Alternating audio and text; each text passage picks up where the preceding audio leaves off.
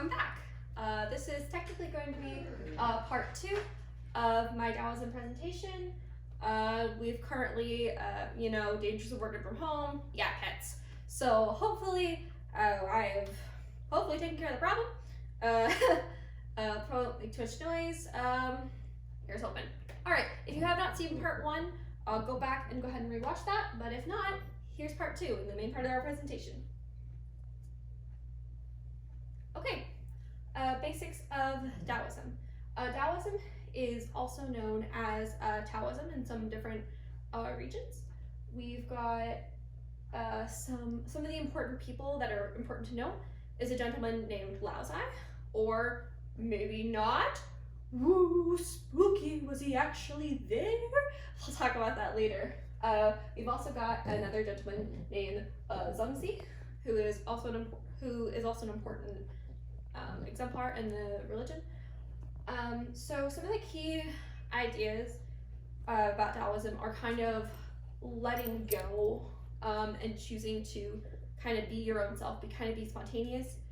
The idea is to be individually natural and happy, and we're going to talk about different techniques to kind of go through that later.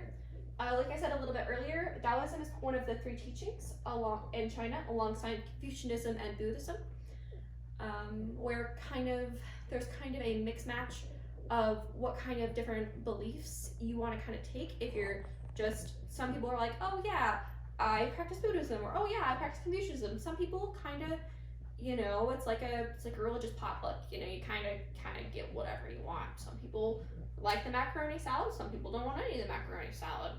I don't know. I don't like macaroni salad. That's not important. What's important is it's one of the 3 teachings. It's almost like Hinduism in some aspects is you can choose kind of bits and pieces of which yoga you want. You don't have to choose between the 3 teachings. There's a heavy focus on nature and the natural way of things to go around. Nature is very sacred to Taoists. And the religion is very, like other Eastern religions, it's very this worldly, focused on life that's happening right now and trying to live the best life you can. There's not a lot of emphasis on the afterlife at all. It's kind of about the here and now. So yeah, sometimes really focused on life and extending life, as we will talk about in a little bit too. All right. Some other things to know is that there are 2 main important canon scriptures. There is the Tao De Jing, or Tao Te Jing. Like I said, the pronunciations get kind of weird. Written by Lao Zai, who is the picture at the very beginning. Again, question mark? Was he there? Was he not? Spooky. Sorry, too many ghost jokes. Okay, he's credited with it at least. We'll talk about we'll get into it. And then there is a man named Zhengzi. There's the book Zhengzi, which is named after the author Zhengzi, who we talked about earlier. It is another classic, and is the second important scripture book. There are lots of different passages and scriptures about Daoism, but these 2 are the most important. There aren't really heretics. Especially in different parts of the world besides in the East, because there are a lot of experts. There are Taoists in the United States, but there's not really a lot of experts to say, hey, that's not correct. And also, Taoism itself is pretty contradictory and paradoxical at different points. There's not really a good way to say this is canon, this is not. And there are celestial masters, which we'll talk about later, that are kind of like popes, but they're not really saying like you cannot believe this and still be Taoist. Also, change happens constantly, so life changes, things change, ideals change, Taoism changes with it. The highest value is life, genuine life, preserving life. It's the most important thing to Taoists, that you are living and you're living well. It's very important to them. Like I said earlier, they're hard to number because you can, people take different elements of whatever religion that they want between the 3 teachings, Taoism, Confucianism, and Buddhism, and kind of pick and choose what they want to do. So it's hard to give a concrete number of how many Taoists there are, because people take on different things. So in China, they only technically count clerics, who are like official religious people in religious hierarchy, but there is estimated to be about 50 to 10 million people 50 to 100 million people who are like take pieces of Daoism. And in Taiwan, there is quite a big population, about 6 million people there. Okay.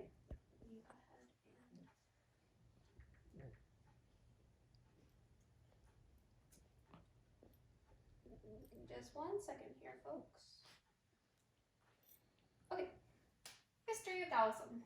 Again, this is a brief history. There are definitely deeper ways to describe this, but for the intents and purposes of the class, here's what you need to know. Okay, so Daoism began in the age of 100 schools in China, where, as my Spanish teacher once put it, había muchos caos.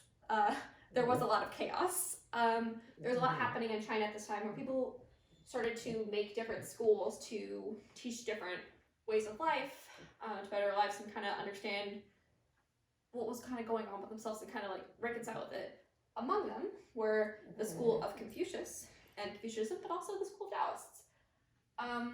Throughout this time period, Taoism is consistently more popular among commoners rather than nobles, because, you know, for nobles, it's kind of like the way of living full life is kind of like, well, we don't like that. That's not, we have this power. We're nobles. We know what we're doing. We're doing great. But the commoners obviously probably wanted to preserve their life and wanted to be able to enjoy it better than they had previously. Okay. So their support gained for it in 200 BCE, and then in 300 to 400 Common Era, when the canon was growing. Like I said, there's a lot of scriptures other than the Laozai and not the Laozai, between the Dao Di Jing and the Zhongzi. There are other scriptures, so there's lots of them. So the canon was growing, and support for the movement was growing. The Tang Dynasty was the glory years for Taoism. So we talked about Laozai as a guy. He's important. He wrote one of the most important scriptures in Taoism. The Tang Dynasty, they shared a last name with Laozai, and so at this point they were like, "Wow, we really like this guy. We want to talk about him more. We want to celebrate him more."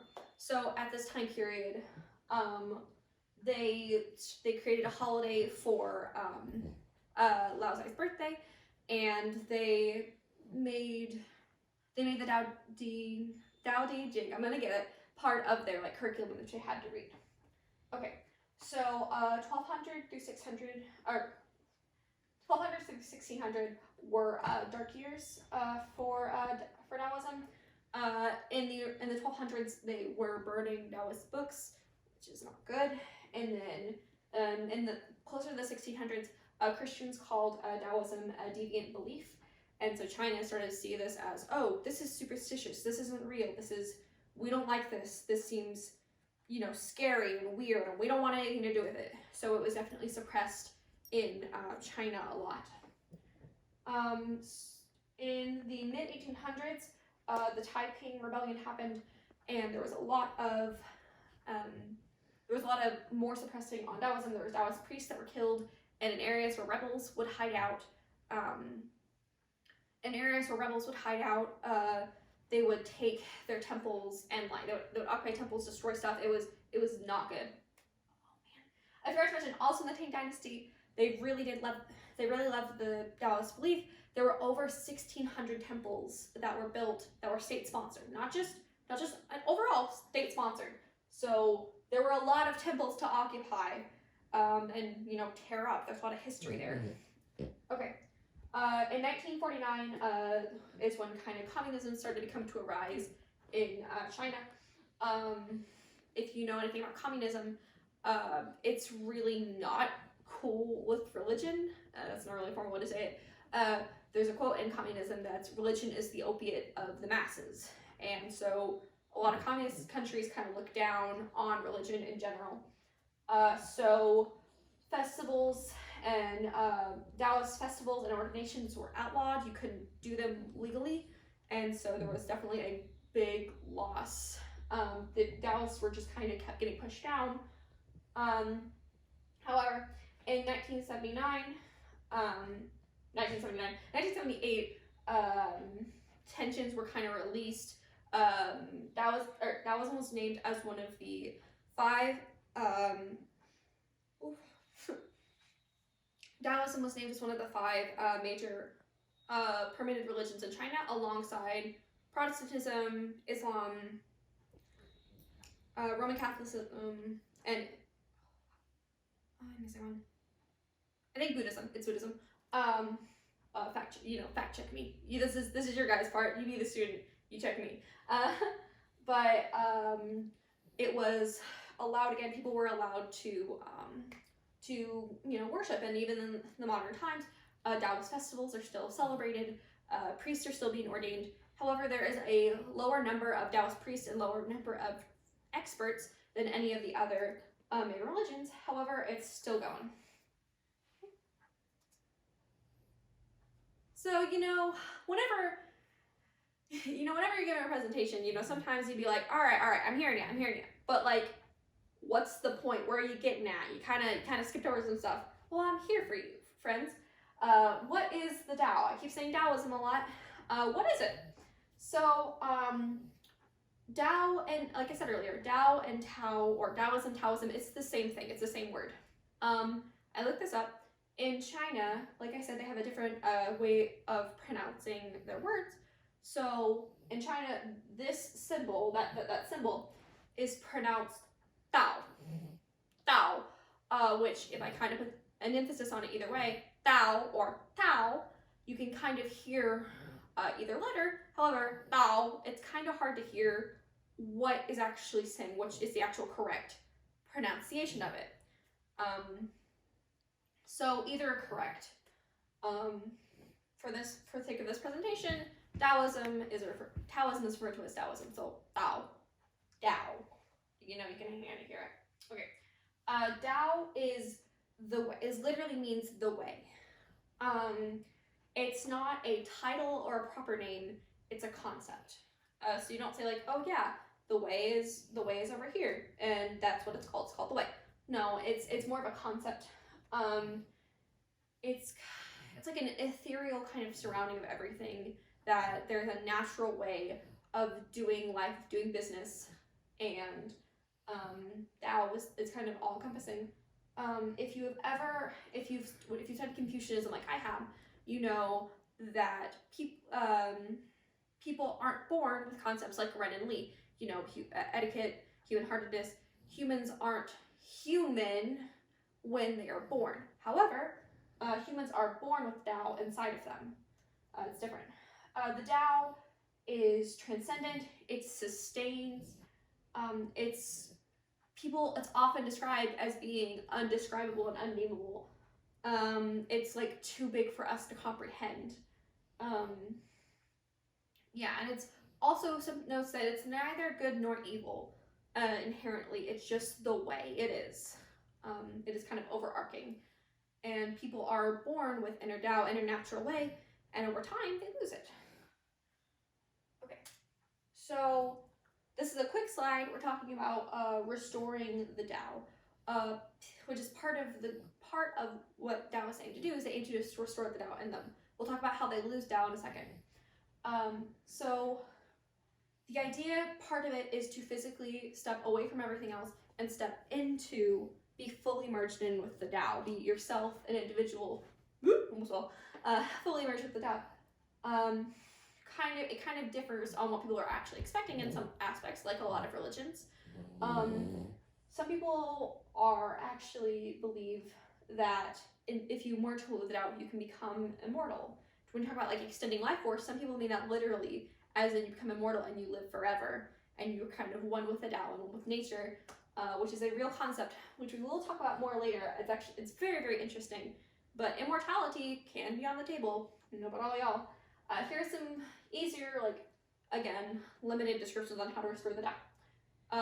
Living genuinely. If you live how you are supposed to live, and supposed to is a it's a general term, you know, but live the way you were meant to live, following the Tao. Preserving Qi, which is vitality. In the Yoruba religion, people were born with Ashe power, which is kind of similar to Qi or Chi. Again, I'm just gonna say Qi for the time being. People are born with this, just this power inside of them, their own life force, and being able to preserve that and keep it good helps you live a better life. You want to balance your yin and your yang. Again, like I said, tattoo parlor, there's lots of pictures of yin and yang I've seen. I can't tell you how many like cheap drawings, not cheap, quickly drawn drawings of like a yin and yang symbol, and it's like the little circle, and it's like, this is good, this is bad, and the little dot is like, this is the good and bad, this is the bad and good, this is life. That's not really what we're talking about here. Daoism is a lot about balance, and you want to kind of keep your yin and yang like together. And we're talking about more yin and yang later. Another important thing is manipulating the three treasures. Okay, so the three treasures, three elements of people are Qi is vitality, Jing is sexual energy, and then Shen is spirit. And I cannot believe I just said that on camera, but we did. It's academic. Darn it. Okay, so if you keep these three treasures, you kind of use them, and if you keep them balanced, similar to yin and yang, you can help restore your Tao. Okay? All right, pop quiz. You didn't know this was coming, but it is. Here we go. All right, pop quiz. These are some true or false questions. I'm going to read them out. I'm going to give you a second to think about it, and then I'm going to tell you what the correct answer is. Okay, true or false? Daoism is the greatest in population and has more experts than any of the other three teachings. Is this true or false? False. And nope. Actually, Daoism is one of the is the smallest in population of the three great teachings. They have less experts just because of how suppressed and how much history has kind of kept them down ever since the glory days of the Tang dynasty. And I want a real quick reminder: the other three great teachings are, I feel like Dora the Explorer. That's right. Buddhism and Confucianism and Daoism make up the three teachings. All right, true or false? Daoism has two separate terms called Tao and Dao. One meaning active energy and one meaning passive energy, but they are two separate terms. True or false? False. We know that's not true. Tao and Dao are the same thing, because remember the base word is pronounced Tao, and it's kind of up to you on how you want to interpret that. They're the same thing. Yin and Yang are actually, one of them is active energy and one of them is passive energy, which we will talk about later. And our third question, Lao Tzu is an essential person in the development of Daoism, but we don't know if he actually even existed. True or false? That one's true. Yeah, Lao Tzu was really important, and we're actually going to talk about him in the next part. Thank you very much, and I will see you in the next section.